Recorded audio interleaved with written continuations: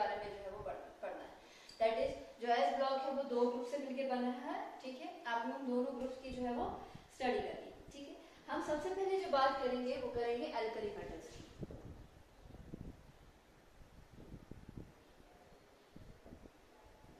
Alkali metals मतलब group first, ठीक है, जिसमें आपके पास आता है lithium, sodium, potassium, rubidium, caesium and francium, ठीक है। इसमें क्या क्या आता है, बात करते हैं इनकी अकरेंस की पहले कि नेचर में कितने अमाउंट में प्रेजेंट है और कहाँ कहाँ पे जो है वो प्रेजेंट है, ठीक है। एल्कली मेटल्स जो होते हैं वो काफी ज्यादा रिएक्टिव होते हैं। रिएक्टिव होने की वजह से वो कभी भी जो है फ्री स्टेट में नहीं होते, बल्कि किस में होते हैं, कंबाइंड स्टेट में होते हैं। कंबाइंड स्टेट का मतलब ये है कि वो किसी और के साथ जो है वो मिले हुए होंगे, तब जाकर वो नेचर में प्रेजेंट होंगे, ठीक है। हैलाइड्स की फॉर्म में हो सकते हैं, ऑक्साइड की फॉर्म में हो सकते हैं, सल्फाइड्स की फॉर्म में हो सकते हैं, ठीक है। लेकिन अकेला सोडियम नहीं होगा, अकेला लिथियम नहीं होगा, ठीक है। ये कभी आइसोलेटेड फॉर्म में नहीं होते, ठीक है। ये हमेशा क्या होते हैं, कंबाइंड स्टेट में ही जो है वो पाए जाते हैं नेचर में, ठीक है। और अगर हम इनके जो है वो अबंडेंस की बात करें, जो आपका लिथियम है 35th मोस्ट अबंडेंट एलिमेंट,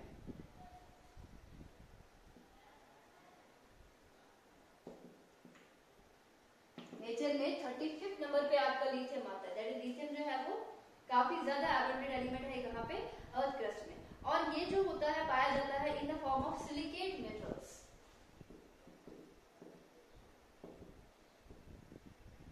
जिसमें आपके पास आएगा स्पोडोमीन। स्पोडोमीन जो होती है लिथियम के सिलिकेट जो होता है उसकी एक एग्जांपल है, ठीक है, जिसका फॉर्मूला है LiAl SiO3 2 टाइम्स।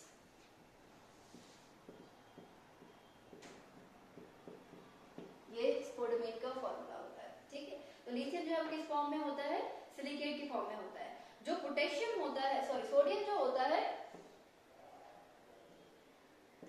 वो 7th मोस्ट अबंडेंट एलिमेंट है, वेयर जो आपका पोटेशियम है वो 8th मोस्ट अबंडेंट एलिमेंट है नेचर में, ठीक है। इसके अलावा जो आपके सोडियम होता है या फिर पोटेशियम होता है, ये मोस्टली जो होता है, अगर मैं सोडियम की बात करूं, पहले तो मैं सोडियम की बात करूं, ये in the form of NaCl होता है। ये in the form of sodium carbonate की फॉर्म में जो है वो नेचर में जो है वो पाया जाता है, ठीक है। ये in the form of borax की फॉर्म में होता है Na2B4O7, ठीक है। बोरेक्स जिसको हम कहते हैं Na2B4O7 10 times water, 10 times water, ये in the form of borax भी होता है, सोडियम कार्बोनेट होता है। इसके अलावा ये सोडियम बाइकार्बोनेट की फॉर्म में भी जो है वो नेचर में जो है पाया जाता है, एक्सट्रैक्ट करने के लिए। वही आपका जो पोटेशियम होता है ये भी सॉल्ट की फॉर्म में होता है। फॉर एग्जांपल आपके पास क्या है, KCl है, ठीक है। इसके अलावा आपके पास जो है वो कार्बोनाइट होता है, इसका फॉर्मूला होता है KCl MgCl2 6 टाइम्स वाटर, ठीक है। ये कार्बोनाइट होती है, मेनोलाइट होती है, उसमें भी जो है आपका पोटेशियम जो है वो पाया जाता है। इसके अलावा बहुत सारे जो ऑक्साइड्स वगैरह होते हैं वहां पे भी आपका पोटेशियम जो है वो पाया जाता है। बाकी के जो एलिमेंट्स होते हैं that is lithium, sodium, potassium, rubidium, caesium और जो फ्रेंशियम है, ये रेयर एलिमेंट्स है। ये बाकी जो आपके पास एलिमेंट्स होते हैं, ठीक है, नेचर में जो बाकी एलिमेंट्स होते हैं उनकी ओर में जो है वो पाए जाते हैं। ये इनकी अकरेंस थी। अकरेंस से आपको पता चल गया कि जो आपका सोडियम होता है वो 7th मोस्ट अबंडेंट एलिमेंट है, पोटेशियम 8th है और आपका जो लिथियम है वो 35th मोस्ट अबंडेंट एलिमेंट है नेचर का। बात करते हैं इनके इलेक्ट्रॉनिक कन्फिगरेशन की। इलेक्ट्रॉनिक कन्फिगरेशन हो, ठीक है, या फिर इनकी आयनाइजेशन एनर्जी हो, एटॉमिक रेडियस हो, आयनिक रेडियस हो, ये सब फिजिकल प्रॉपर्टीज में आता है। तो आप इसको ऊपर से जो है फिजिकल प्रॉपर्टीज भी जो है वो हेडिंग दे सकते हो, ठीक है। Physical properties of group first आपके सिलेबस में वहां पे पर्टिकुलरली मेंशन किया है, इलेक्ट्रॉनिक कन्फिगरेशन वहां पे मेंशन है, वहां पे एटॉमिक रेडियस मेंशन है, आयनिक रेडियस मेंशन है। इसके अलावा वहां पर जो है वो आयनाइजेशन एनर्जी जो है वो मेंशन है। तो हम उन्हीं को खाली कवर करेंगे। इलेक्ट्रॉनिक कन्फिगरेशन में सबसे पहले इनका नाम लिखेंगे, lithium, sodium, potassium, rubidium, caesium and francium. Symbol लिखते हैं Li, Na, potassium K, rubidium, caesium and francium. इनका अगर हम एटॉमिक नंबर लिखें 3, 11, पोटेशियम का आता है 19, 37 एंड 3, 11, 19, 37, 55 एंड 87। ठीक है, 3, 11, 19, 37, 55 एंड 87। अगर हम इनकी इलेक्ट्रॉनिक कन्फिगरेशन लिखें तो आएगा helium, neon, argon, krypton, xenon and radium. 2s1, 3s1, 4s1, 5s1, 6s1 and 7। ये पूरी इलेक्ट्रॉनिक कन्फिगरेशन पीछे वाली नोबल गैसेस की तरह शो करते हैं और आगे इनमें क्या होती है ns1 इनकी इलेक्ट्रॉनिक कन्फिगरेशन होती है। ठीक है, इनकी जो बैलेंस शेल इलेक्ट्रॉनिक कन्फिगरेशन होती है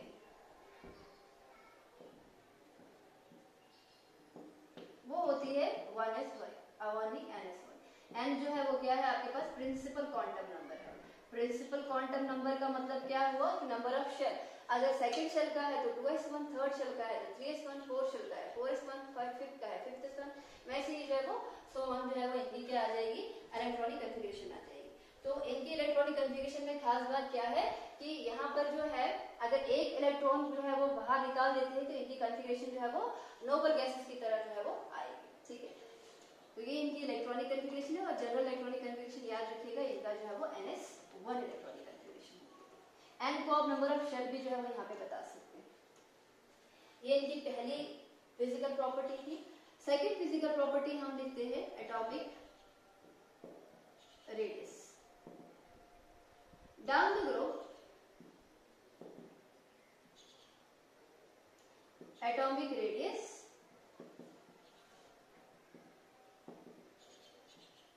इंक्रीजेस। देखिए मैंने आपको जो है वो इसमें पढ़ाया था पीरियोडिक प्रॉपर्टीज में पढ़ाया था कि जो आपका एटॉमिक रेडियस होता है अक्रॉस द पीरियड चलने पे डिक्रीज होता है, मेरा डाउन द ग्रुप चलने पे जो है वो इंक्रीज होता है। ठीक है, अब अगर मेरे पास यहाँ पर मेरे पास जो है वो ग्रुप फर्स्ट यहीं पे है, ग्रुप फर्स्ट ही जो है वो आगे चल के जो है वो सभी जो बाकी आपके जो एलिमेंट्स है वो इन्हीं के आगे आते हैं। इसका मतलब पीरियोडिक टेबल में सबसे लेफ्ट वाली साइड में यही प्रेजेंट है। अक्रॉस द पीरियड चलने पे साइज डिक्रीज, इसका मतलब रिस्पेक्टिव जो मेरे पास पीरियड है, सपोज मेरे पास लिथियम है, मेरे पास सोडियम है, मेरे पास पोटेशियम है, ये सेकंड का है, ये थर्ड का है, ये फोर्थ पीरियड का है, इसके आगे आने वाले across the period size decrease. इसका मतलब रिस्पेक्टिव पीरियड में लिथियम का साइज सबसे बड़ा है, रिस्पेक्टिव पीरियड में सोडियम का साइज सबसे बड़ा है, रिस्पेक्टिव पीरियड में पोटेशियम का साइज सबसे बड़ा है। और डाउन द ग्रुप चलने पे जो आपका साइज हो रहा होता है वो क्या होता है, वो इंक्रीज होता है because number of shells increases, screening effect increases। जैसे जैसे हम नीचे चलते हैं आपके नंबर ऑफ शेल्स जो होते हैं वो बढ़ जाते हैं। नंबर ऑफ शेल्स बढ़ेंगे तो जाहिर सी बात है जो आपका साइज भी होगा वो भी क्या होगा एटम का वो इंक्रीज होगा। ठीक है, दूसरी चीज जो होती है साइज को बढ़ाने के लिए वो होती है आपकी स्क्रीनिंग इफेक्ट। स्क्रीनिंग इफेक्ट का मतलब क्या होता है कि जो आपके पास बीच वाले जो इलेक्ट्रॉन्स होते हैं, ठीक है, सपोज मेरे पास यहाँ पे क्या है न्यूक्लियस है, ये मेरे पास शेल्स है, ये मेरे पास आखिरी वाली शेल है, यहाँ पे एक इलेक्ट्रॉन है। अंदर वाली शेल्स के जो इलेक्ट्रॉन होते हैं वो क्या करते हैं, they screen the outer electron from attraction with the nucleus. वो इनके साथ क्या करते हैं, इसके और इसके बीच में आ जाते हैं, न्यूक्लियस और इलेक्ट्रॉन के आउटर इलेक्ट्रॉन के बीच में आ जाते हैं। ये जितने ज्यादा इलेक्ट्रॉन अंदर होंगे ना उतना ही ज्यादा ये इनको स्क्रीन करेंगे, उनकी इनके बीच में अट्रैक्शन उतनी ही ज्यादा कम होगी, अट्रैक्शन कम होगी तो आपका साइज क्या हो जाता है, बढ़ जाता है। और डाउन द ग्रुप चलने पे जो आपका स्क्रीनिंग इफेक्ट होता है वो भी क्या होता है, वो बढ़ जाता है, क्योंकि इलेक्ट्रॉन्स भी जो है वो ऐड होते हैं, शेल्स ऐड होते हैं, तो इसके साथ साथ जो आपका स्क्रीनिंग इफेक्ट भी होता है वो भी क्या होता है, डाउन द ग्रुप इंक्रीज होता है। Third, ionic radius. The radius of cation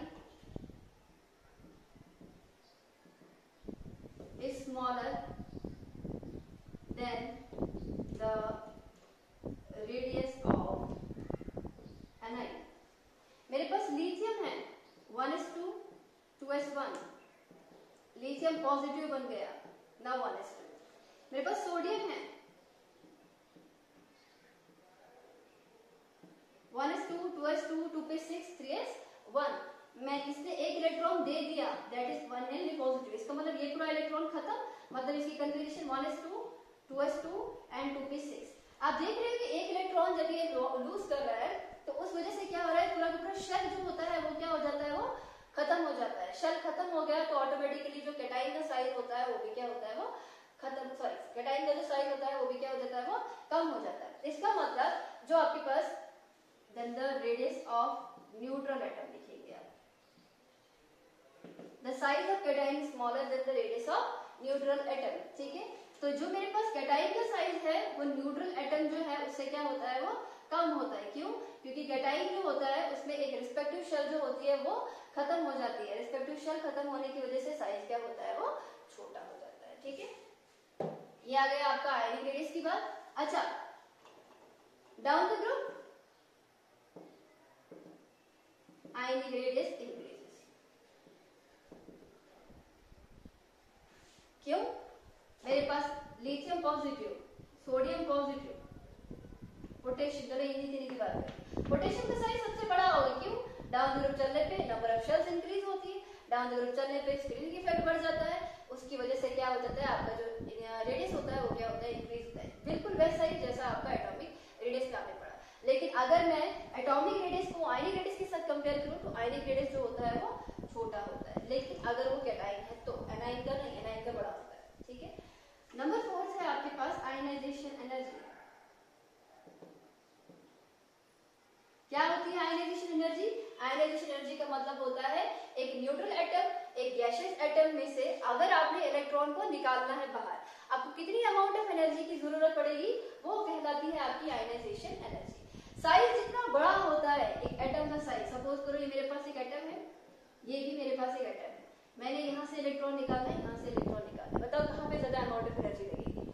यहाँ पे डिस्टेंस कम है, डिस्टेंस कम है मतलब अट्रैक्शन ज्यादा है, अट्रैक्शन ज्यादा है, इस चीज का मतलब मुझे ज्यादा अमाउंट ऑफ एनर्जी यहाँ पे लगानी पड़ेगी, तब जाके ये इलेक्ट्रॉन जो है वो बाहर निकलेगा।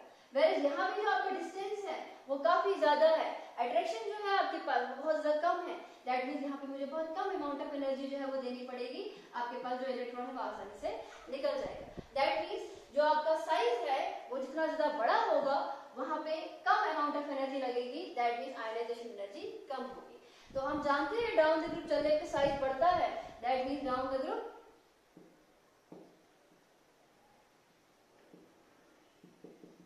Ionization energy decreases. Why? Because down the group चलने पे साइज बढ़ता है, साइज बढ़ने की वजह से जो आपका आउटर मोस्ट इलेक्ट्रॉन होता है और जो न्यूक्लियस होता है उनके बीच में कम अट्रैक्शन होती है और आपको कम अमाउंट ऑफ एनर्जी लगती है उस इलेक्ट्रॉन को बाहर निकालने के लिए। ठीक है, तो रिस्पेक्टिव इसी पीरियड में, इसी ग्रुप में जो है आपके पास जो सबसे नीचे वाला एलिमेंट होगा उसकी आयनाइजेशन एनर्जी सबसे कम होगी, वेयर लिथियम की आयनाइजेशन एनर्जी सबसे ज्यादा होगी। ठीक है, ये थी आपके पास फिजिकल प्रॉपर्टीज जिसमें हमने एटॉमिक रेडियस पढ़ा, आयनिक रेडियस पढ़ा, आयनाइजेशन एनर्जी पढ़ी और इसके अलावा हमने इलेक्ट्रॉनिक कॉन्फ़िगरेशन जो है वो कवर कर लिया। ठीक है, नेक्स्ट हम बात करते हैं इनकी केमिकल प्रॉपर्टीज के बारे में या फिर केमिकल रिएक्शंस। केमिकल रिएक्शन में हमारे पास सबसे पहले जो है विद वाटर, आपके सिलेबस में ऑलरेडी मेंशन है कौन कौन सी केमिकल प्रॉपर्टीज है। एक तो वाटर के साथ दिया है वहां पे, एक तो हाइड्रोजन के साथ दिया है, एक हैलोजन के साथ दिया है और एक ऑक्सीजन के साथ दिया है। तो इन्हीं चार के साथ हमने जो है वो रिएक्शन दिखानी है किसकी, अल्कली मेटल्स की। ठीक है, इस केस में क्या होता है, वाटर के साथ अगर मैं बताऊं, जो आपके पास अल्कली मेटल्स होते हैं वो वाटर के साथ रिएक्ट करने पे क्या बनाते हैं, हाइड्रोक्साइड बनाते हैं। They react with water to form hydroxide and hydrogen.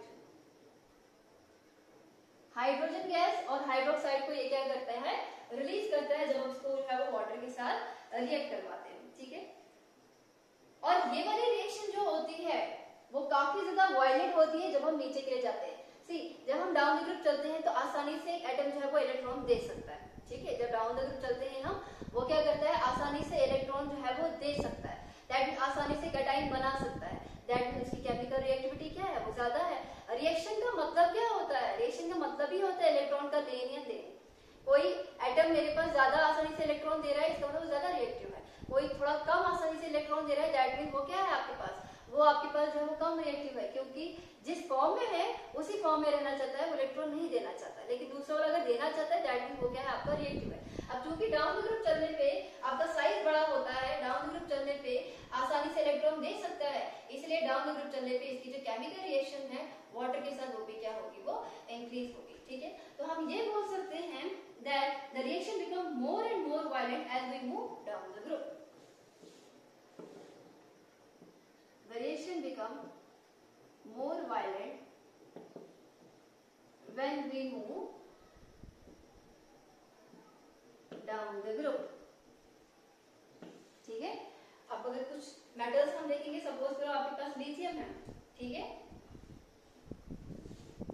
Lithium को वाटर के साथ रिएक्ट करवाओ, LiOH और प्लस रहेगा आपके पास H2 गैस। ठीक है, मेरे पास सोडियम है, वाटर के साथ रिएक्ट करवाओगे, सोडियम हाइड्रोक्साइड प्लस हाइड्रोजन। ठीक है, हमारे पास पोटेशियम है, उसको वाटर के साथ रिएक्ट करवाओगे, पोटेशियम हाइड्रोक्साइड प्लस हाइड्रोजन आ जाएगा। ठीक है, तो डिफरेंट डिफरेंट जो आपके पास मेटल्स होते हैं, लेकिन इन सब में आपने याद रखना है कि जब भी आप एल्कली मेटल को वाटर के साथ रिएक्ट करवाते हो तो हाइड्रोक्साइड बनता है और प्लस आपके पास क्या निकलती है, हाइड्रोजन गैस जो होती है वो रिलीज होती है। ठीक है, एक और चीज,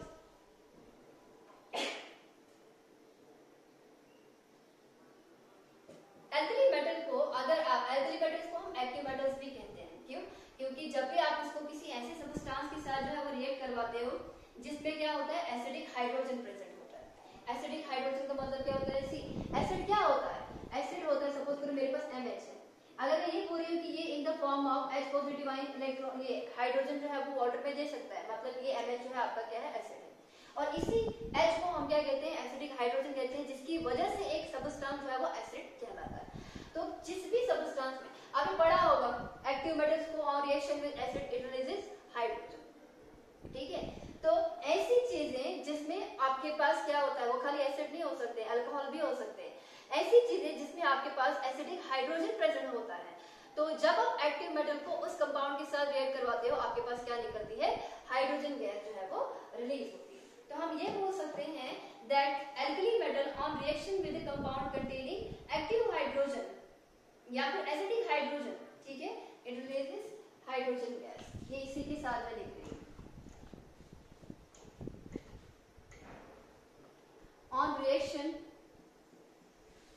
with the compounds containing acidic hydrogen they liberate H2 gas.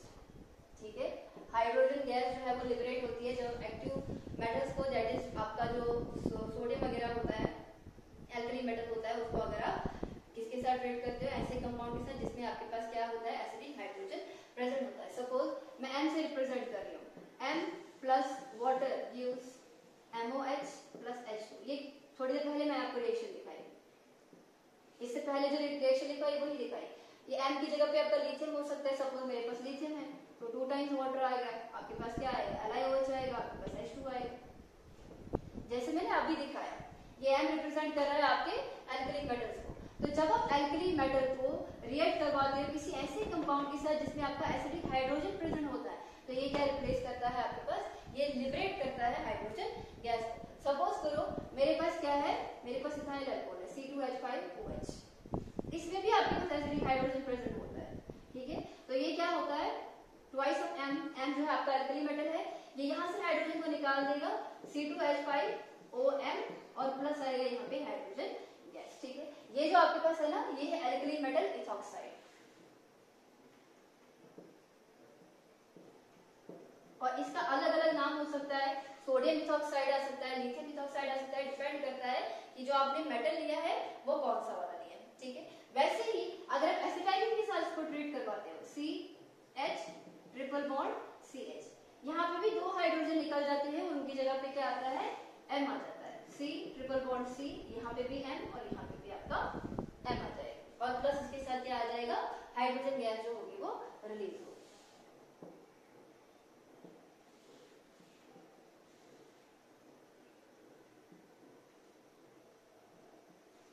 ठीक है, तो दो हाइड्रोजन निकल जाते हैं, उनकी जगह पे क्या आ जाता है, एल्कली मेटल आ जाता है और क्या करता है ये हाइड्रोजन गैस को रिलीज करता है। ये आपके पास है एल्कली मेटल एसिटाइलाइड।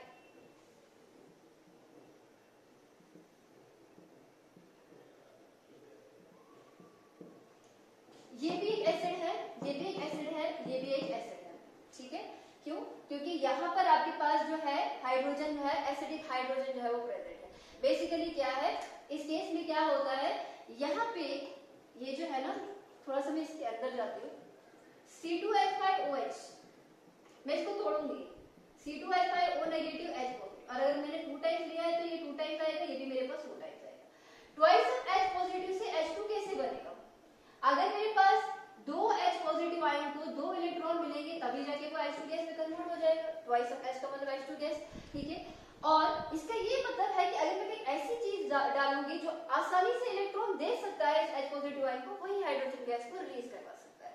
और जो आपका एल्कली मेटल होता है वो तो माना ही जाता है आपके इलेक्ट्रोपॉजिटिव कैरेक्टर की वजह से, उनकी हाई टेंडेंसी होती है इलेक्ट्रॉन देने की, वो आसानी से यहाँ पे इलेक्ट्रॉन दे देती है, जिसकी वजह से क्या होता है हाइड्रोजन गैस यहाँ पे रिलीज होती है। ठीक है, ये था आपके पास रिएक्शन विद वाटर। इसमें खास ध्यान रखिएगा दैट डाउन द ग्रुप चलने पे जो रिएक्शन होती है एल्कली मेटल की वाटर के साथ, वो क्या होती है, वो इंक्रीज होती है, क्योंकि रिएक्टिविटी जो होती है वो क्या होती है, वो इंक्रीज होती है जब हम जो है डाउन द ग्रुप चलते हैं। ठीक है, सेकंड है आपके पास रिएक्शन विद ऑक्सीजन।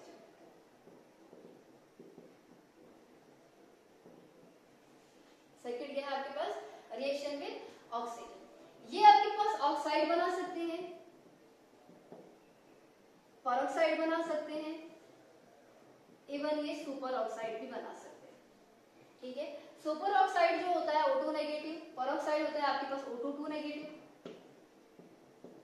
और सिंपल ऑक्साइड होता है O2 नेगेटिव। ठीक है, O और उसके ऊपर क्या आ जाएगा आपके पास 1 नेगेटिव आ जाएगा। ठीक है, तो जो आपके पास एल्कली मेटल्स होते हैं वो क्या करते हैं, इन तीनों में से कोई भी बना सकते हैं, जिनमें आपके पास जो सुपर ऑक्साइड होता है उसका साइज सबसे बड़ा होता है, वैसे जो आपका ऑक्साइड होता है उसका साइज जो होता है वो सबसे ज्यादा छोटा होता है। ठीक है, अब देखिए डाउन द ग्रुप चलने पे साइज जो होता है वो बढ़ता है। इसका ये मतलब है, देखो छोटे छोटे एटम्स मिलकर स्टेबल कंपाउंड बनाएंगे, बड़े बड़े एटम्स मिलकर स्टेबल कंपाउंड बनाएंगे, एक छोटा एटम एक बड़ा एटम मिलकर अनस्टेबल कंपाउंड बनाएंगे।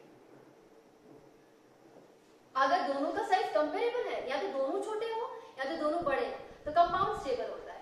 एक छोटा एटम है एक बड़ा एटम है, तो जो कंपाउंड होता है वो अनस्टेबल हो जाता है। ठीक है, दैट मींस अगर मेरे पास ऑक्साइड की बात है, लिथियम से चलने पे नीचे की तरफ जब चलते हैं तो साइज बढ़ता है, तो बताओ ऑक्साइड की फॉर्मेशन जो है वो सबसे ज्यादा किसमें हो सकती है, लिथियम में हो सकती है, बिकॉज लिथियम का साइज क्या होता है, छोटा होता है। वो छोटा वाला जो एटम है आपका लिथियम, वो स्टेबलाइज कर सकता है छोटे ऑक्साइड को ही, इसलिए आपके पास जो लिथियम ऑक्साइड होता है वो ज्यादा स्टेबल होता है। लिथियम बनाता ही है ऑक्साइड। ठीक है, तो जो लिथियम होता है जब हम इसको हीट करते हैं ऑक्सीजन के साथ, तो ये क्या बनाता है, ये लिथियम ऑक्साइड बनाता है। दैट इज हम देख सकते हैं that lithium plus oxygen gives alive, this is your lithium monoxide लिखो या फिर लिथियम ऑक्साइड लिखो, आपकी अपनी चॉइस है। ठीक है, उसके बाद जो आपका सोडियम होता है, अगर आप उसको हीट करते हो ऑक्सीजन के साथ 575 केल्विन टेम्परेचर पे,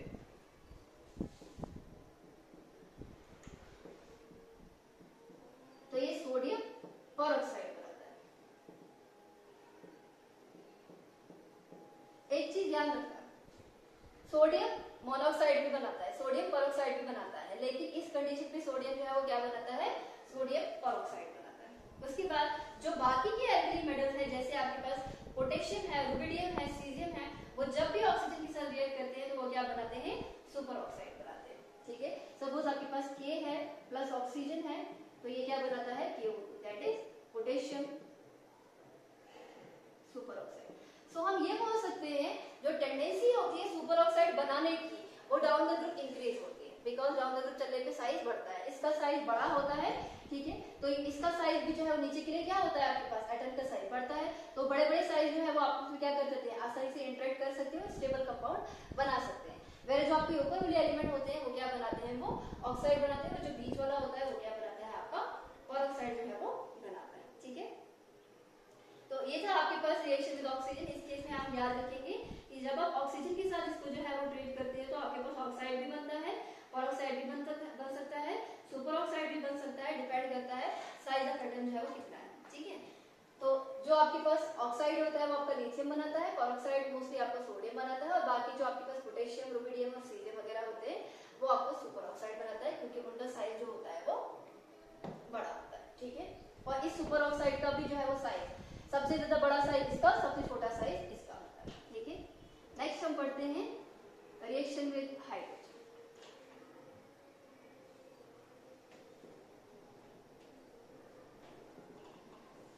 नेक्स्ट है आपके पास रिएक्शन विद हाइड्रोजन। हाइड्रोजन के साथ जब हम इसको रिएक्ट करवाते हैं तो जो आपका मेटल्स होते हैं वो क्या बनाते हैं, रिस्पेक्टिव हाइड्राइड्स बनाते हैं। With hydrogen they form hydrides, और ये जो आपके हाइड्राइड्स होते हैं ये मोस्टली क्या बनाते हैं, मोनोहाइड्राइड्स बनाते हैं, जिसमें आपके पास NH इनका फॉर्मूला होता है। सपोज आपके पास क्या है, आपके पास NaH हो सकता है, आपके पास KH हो सकता है, ठीक है, आपके पास LiH हो सकता है, ये सारे हाइड्राइड्स ये बनाता है रिएक्शन हाइड्रोजन के साथ। इस केस में याद रखिएगा रिएक्टिविटी जो होती है, reactivity of alkali metals decreases down the group। यहाँ पे उल्टा है, यहाँ पे रिएक्टिविटी क्या होती है, डिक्रीज होती है डाउन द ग्रुप। क्यों होती है डिक्रीज डाउन द ग्रुप, देखिए जो आपका हाइड्रोजन होता है उसका साइज छोटा होता है, उस छोटे साइज को कौन स्टेबलाइज कर सकता है, स्मॉल साइज कैटाइन। बताइए इन सब में सबसे छोटा साइज किसका है, लिथियम का साइज छोटा है, हाइड्रोजन का साइज छोटा है, जो दोनों छोटे साइज वाले एटम जो है वो ज्यादा स्टेबल कंपाउंड जो है वो बना सकते हैं, ठीक है। वहीं आपके पास जैसे जैसे हम नीचे जाते हैं साइज आपका बढ़ता है, और हाइड्रोजन का साइज इतना ही है, पहले इतना और इतना था, फिर आपके पास जो है ये हाइड्रोजन है सब, ये आपके पास मेटल, अब इसका साइज बढ़ गया, हाइड्रोजन का साइज उतना ही। जैसे जैसे हम नीचे जा रहे हैं मेटल का साइज बढ़ रहा है, वेयर हाइड्रोजन का साइज उतना का उतना ही रह रहा है। मतलब यहाँ पे स्टेबल कंपाउंड बनेगा या यहाँ पे स्टेबल कंपाउंड बनेगा, जाहिर सी बात है यहाँ पे बनेगा। इसीलिए जो आपका लिथियम है वो सबसे ज्यादा जो है वो स्टेबल हाइड्राइड बनाता है एज कंपेयर टू जो बाकी के एलिमेंट्स होते हैं। सिंपल सी बात करें, जो रिएक्टिविटी होती है, ठीक है, एल्कली मेटल्स की, जो नीचे वाले होते हैं वो प्रेफर नहीं करते हैं हाइड्रोजन के साथ बॉन्ड बनाना, क्यों, क्योंकि वो बॉन्ड ज्यादा स्टेबल नहीं होता है, ठीक है। लास्ट है आपके पास यहाँ पे रिएक्शन विद हैलोजेंस। हैलोजन के साथ ये क्या बनाते हैं, MX टाइप का हैलाइड बनाते हैं। क्या बनाते हैं ये, हैलाइड बनाते हैं, मोनोहैलाइड बनाते हैं। जैसे आपके पास NaCl है, ठीक है, X की जगह पे Cl हो सकता है, F हो सकता है, Br हो सकता है, कुछ भी हो सकता है, NaCl है, KCl है, LiCl है, ठीक है। तो इनके साथ जो रिएक्टिविटी होती है, reactivity of alkali metals increases down the group. इनकी रिएक्टिविटी जो होती है डाउन द ग्रुप इंक्रीज होती है, क्यों, क्योंकि आपके पास हैलाइड जब बनते हैं ना, कैटाइन को, सॉरी, जो आपका मेटल होता है वो इलेक्ट्रॉन देता है, हैलोजन इलेक्ट्रॉन को एक्सेप्ट करता है। मेरे पास NaCl है, कैसे बना, जब Na पॉजिटिव बना, Cl नेगेटिव बना, इसने इलेक्ट्रॉन लिया, दिया, इसने इलेक्ट्रॉन लिया। जितना आसानी से एल्कली मेटल जो है वो इलेक्ट्रॉन को देगा, उतना ही आसानी से जो है, कितना आसानी से आपका हैलोजन इलेक्ट्रॉन देगा, डिपेंड करेगा उसकी इलेक्ट्रोनेगेटिविटी कितनी है। तो इस रिएक्शन के लिए हैलोजेंस की जो रिएक्टिविटी है, यहाँ पे मैं लिखती हूँ